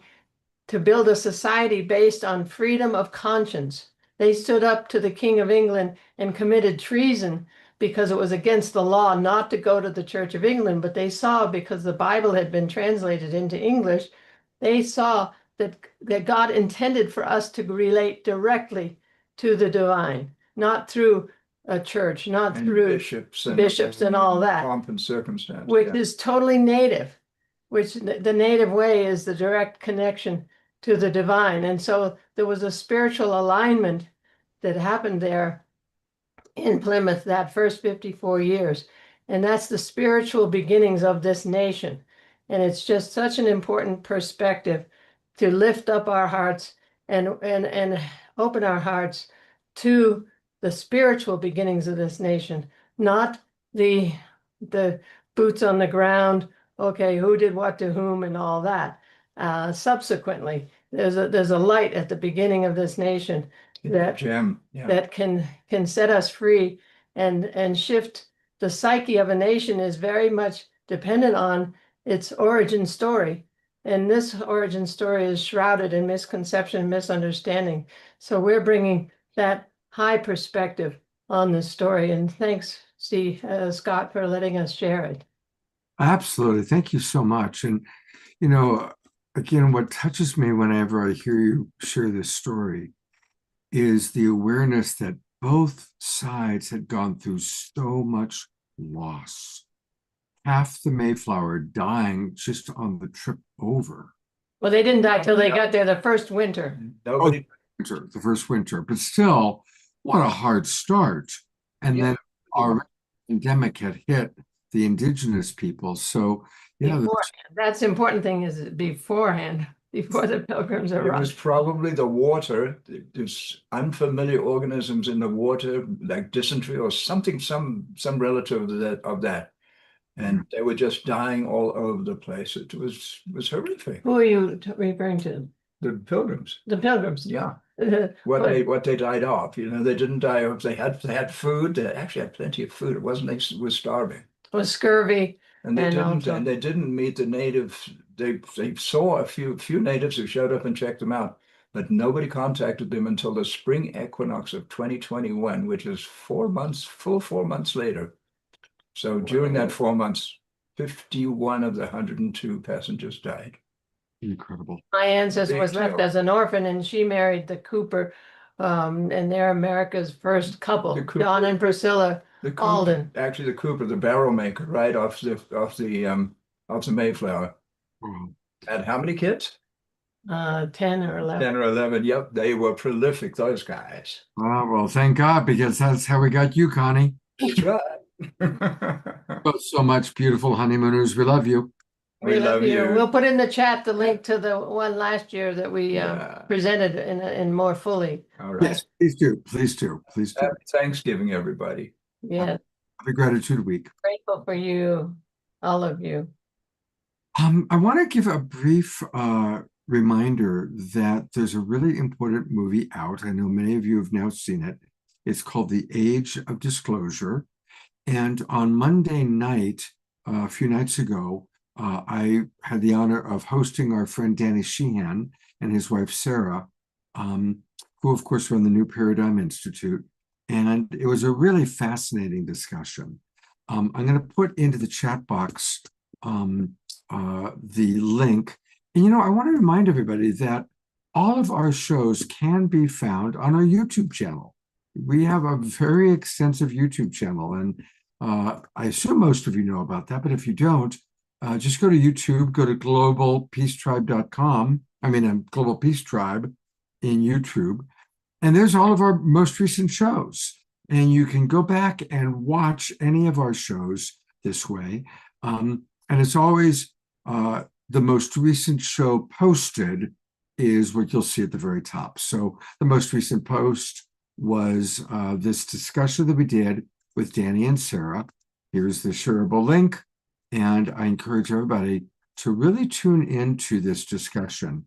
If you're at all interested in what's going on with disclosure, UFOs, UAPs, watch the movie, The Age of Disclosure. You have to buy it or rent it. You go to Amazon Prime, rent or buy The Age of Disclosure, and then watch the discussion that we had with Danny.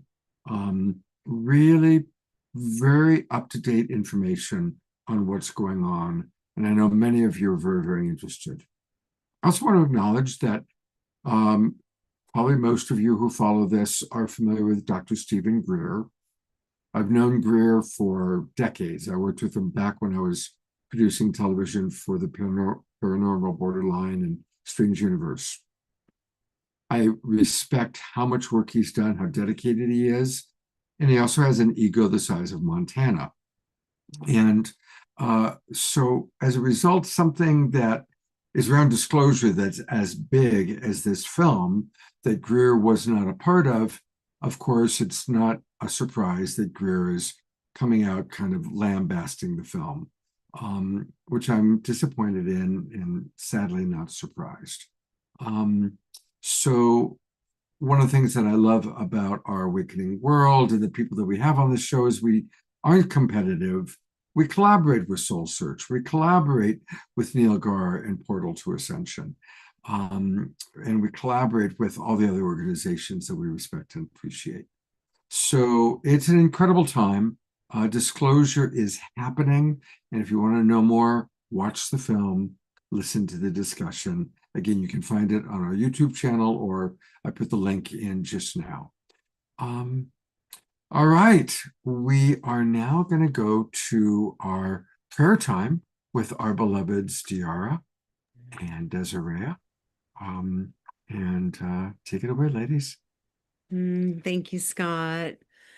Hello again. Welcome, welcome, welcome to anyone just joining us on this eve of gratitude and gratitude that we will run through our systems throughout on a daily basis, and also acknowledging those who may be having a hard time finding that space of gratitude. For anyone who's experiencing any loss or disappointment, or maybe feeling that their holiday, their lives aren't exactly where they want to be at. And we want to bring you in and hold you and wrap you in our love, in our family love, in our Awakening World GPT love. And then now, to help you raise the vibration, just open yourself to this next transmission. Taking a deep breath in through our nose, out through our mouth. Ushakabaki sarakara surogore serakara seragorotaka serakata sarata surotakarata serakara seratata sarakta. I fill those hearts with the highest level of love. Tukuretakara seragoro serakaratakara. I fill the beings with blessings. Tukureta surogore sereta sarakarataka saragorotorakaratakara saraka. The angels all around. Open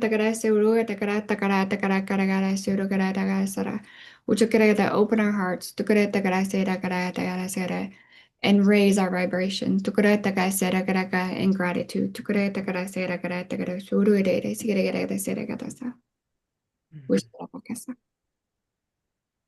And know that you are loved, you are held, you are whole, and you are holy. And so it is.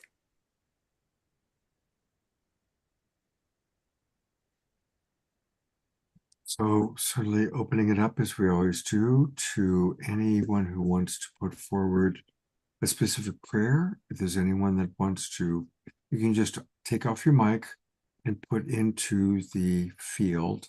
And I'll go to gallery view for a moment. So if there's anybody that wants to put forward a specific prayer for anybody or anything, now's a good time to do that. Or just silently holding in this field, this Global Peace Tribe field of love. Prayers for our awakening world. Prayers for Sylvia. Yes, thank you for remembering. God bless Sylvia wherever she is. Blessings for Sylvia. Blessings for Hallelujah, Anasuya.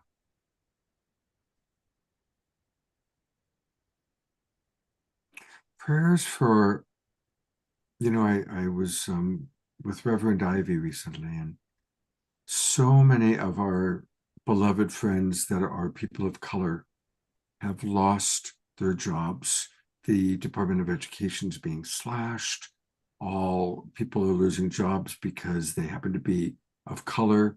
And so the idea is that they got the job because it was DEI, which is not true. So maximum grace for Piper, Reverend Ivy, all of our beloved friends of color who are sadly under attack. Blessings for those people who are under threat from ICE, that are afraid to go to the market or to work because they don't want to get picked up by ICE. Maximum grace for those people. Most of us are color. I look around and I see we're almost all white. We're blessed. We don't have to worry about the things that our friends, our brothers and sisters of color are having to go through. And blessings for Pookie Lee on her ongoing healing. And Piper, of course. Thank you, Omashar, yes. And to Cornflower and his family, and to your mom, Omashar, and to the land, Scott, and your well-being. Thank you.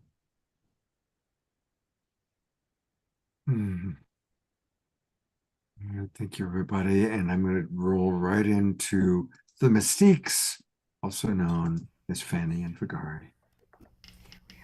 Oops, what are you doing? Here we are, so beautiful, so touching. Greetings once again.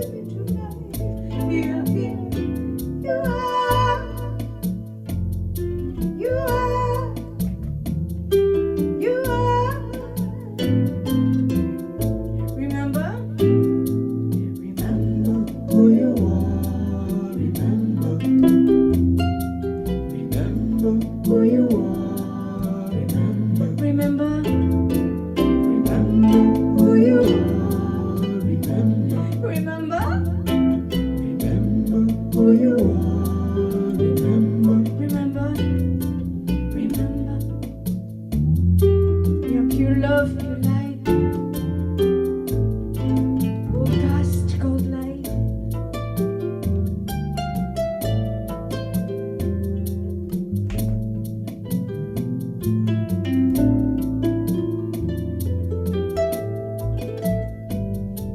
This voice deepens my senses, my joy, my awareness. This light becomes a blissfulness, a mindfulness.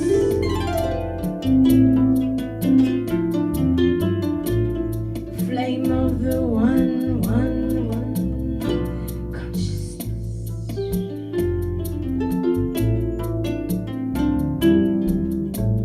Like a blessing to the world, you came to life. Like a blessing to the world, here you are, here you are, here you are. Remember, remember who you are. Remember who you are. Remember who you are. Remember who you are. You are pure love, pure joy, pure light, gold dust, gold light.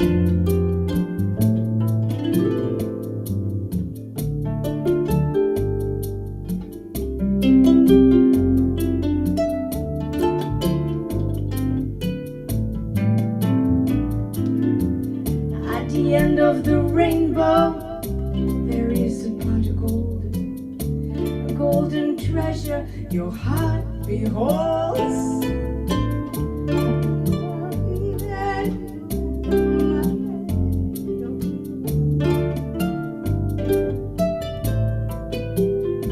The treasure of your heart is gold. Gold at the end of the rainbow.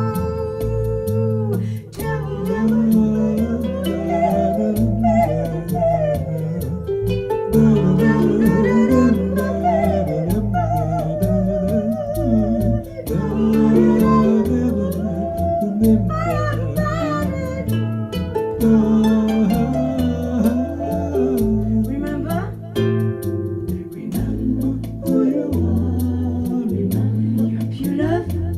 Remember who you are. Remember your pure light.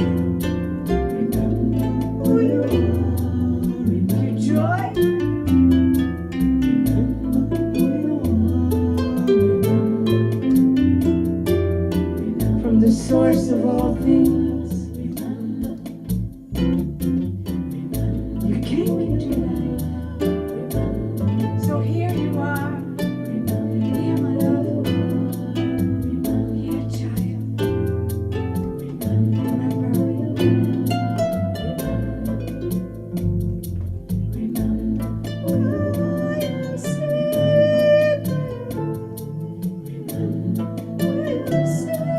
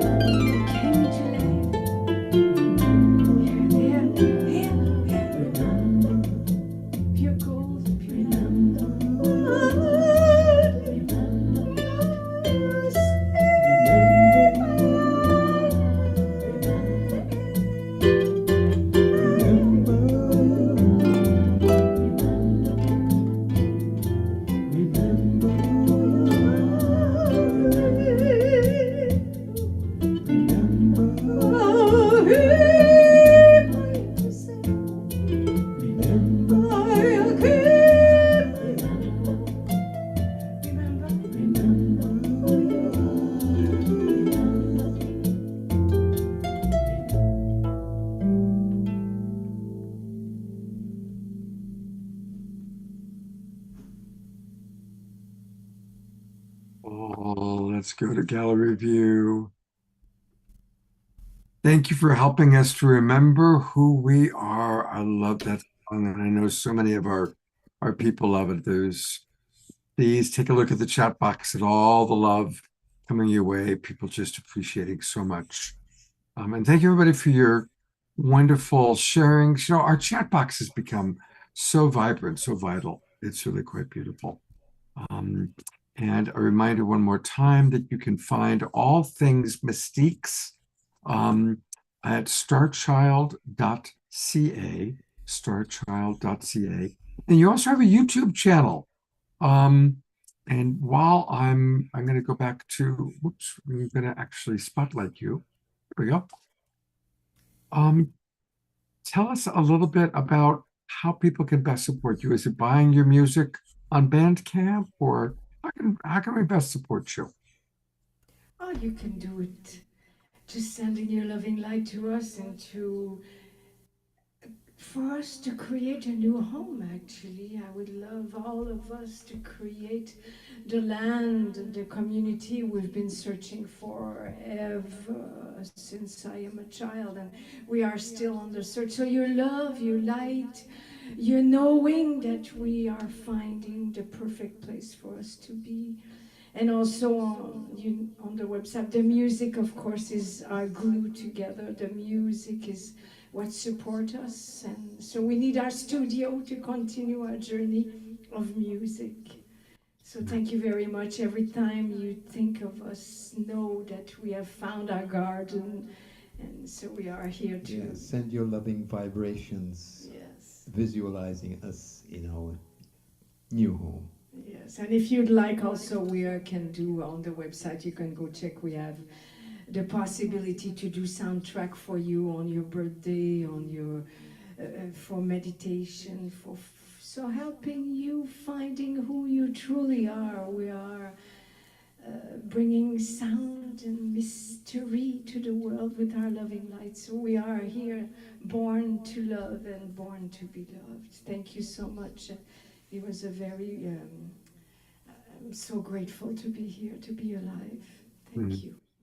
God bless. Thank you. Thank you very much. And, you know, this is, I don't think we've shown this before, but they now have a YouTube channel, or if they do, we haven't spotlighted it before. So I've pulled it up, and here it is. If you go onto YouTube, it's put in Star Child and the Mystiques 1111. And I love Starships in the Sky. I remember that one. Yes, we had a great summer. This summer we played on beautiful big stages outside or under the stars, and we played this song. It was so, and you know, when we played this song, actually, the thunder, because it hasn't rained for this festival in so long. It never rains, and it rained. And the electricity stopped, and then I think there might have been a starship in the sky. It was really, really magical as we sang the song. So the place where we are, Duncan, has been very giving to us. It was so fun to play our music, our mystic music, on a big stage with big lights and people dancing, connecting. The love is the most important, as we connect. Beautiful. Thank you so much. I'm so glad you're able to be with us, and I know we will see you soon. And let's keep them in prayers that they find their perfect new home. Yes. And our thanks to all the people who were on the show tonight. Yeah, it was a fun show. It was a fun show, definitely kind of a cabaret. Brianna is still with us. So I'll bring you up. Thank you, Brianna. And of course, our beloved Omashar and Fanny and Vegari, Connie and Andrew, Diara, Desiree. I feel like Dorothy at the end of The Wizard of Oz, thanking everybody. Where's Desiree? She's disappeared. She has her video off. she's here with light language. Hey Scott, what do we have on Saturday? Well, I'm glad you happened to ask, because I have it right here. It's going to be an amazing show. You know, we've done so many shows on the Divine Feminine, and some of you said, hey, what about the Divine Masculine? Oh. You put together a terrific show. Wow. Our beloved Eden Amadora will be co-hosting. And we've got Pato Banton, Patrick McCullum, Chief Phil Lane, a friend of Eden's named Argon, and our beloved wild monk of the Mystic Monastery, Jerry Anderson, is going to be leading our prayer. And I want to thank Diara for that suggestion. Diara gets all the credit. She said, hey, for the Divine Masculine show, why not have Jerry lead the prayer? So that was a most inspired thought. And also, certainly, Amushar, you are also a beautiful example of the Divine Masculine. So this is going to be an all-star show. I'm really excited this Saturday night. So definitely join us, everybody.